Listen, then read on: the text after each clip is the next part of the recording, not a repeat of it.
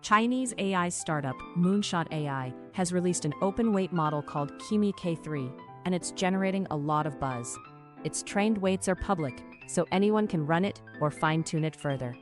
Kimi K3 is one of the largest open models around, with 2.8 trillion parameters, but it uses an approach called mixture of experts, calling on only the experts it needs at any moment, so it isn't computing all 2.8 trillion every time. It excels at long context processing, up to 1 million tokens, and it's multimodal, handling images and video as well. It's also strong at coding, and on several benchmarks, it matches the latest frontier models from OpenAI and Anthropic. When it comes to open Chinese AI, the DeepSeek Shock of January 2025 is still fresh in memory, but back then, the attention was on how cheap it was to develop. This time, the significance is different. Kimi K3 is drawing attention because a Chinese open-weight model has finally caught up with America's frontier models. An API service has already launched, and the pricing is lower than the American frontier models. Per million tokens, Kimi 3 is $3 for input and $15 for output. GPT 5.6 Sol is $5 and $30, and Claude Fable 5 is $10 and $50. It isn't an order of magnitude difference, but the important point is that price competition has now reached the frontier models too. For those of us using these services, that's very welcome.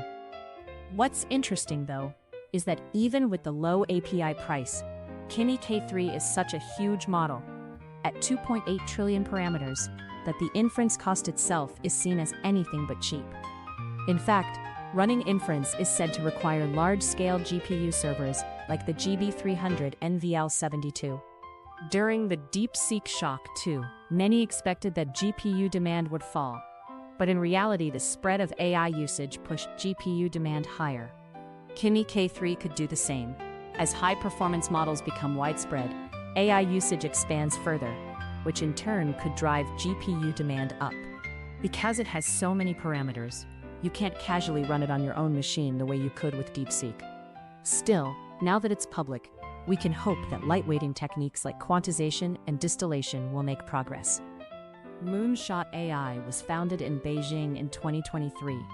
Its founder and CEO is Zhilin, a Chinese AI researcher.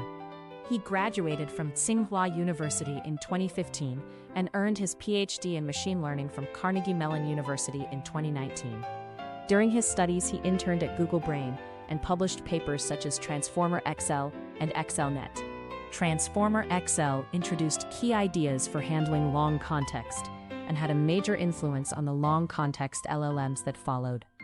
XLNet was the most capable large language model until OpenAI released GPT-3.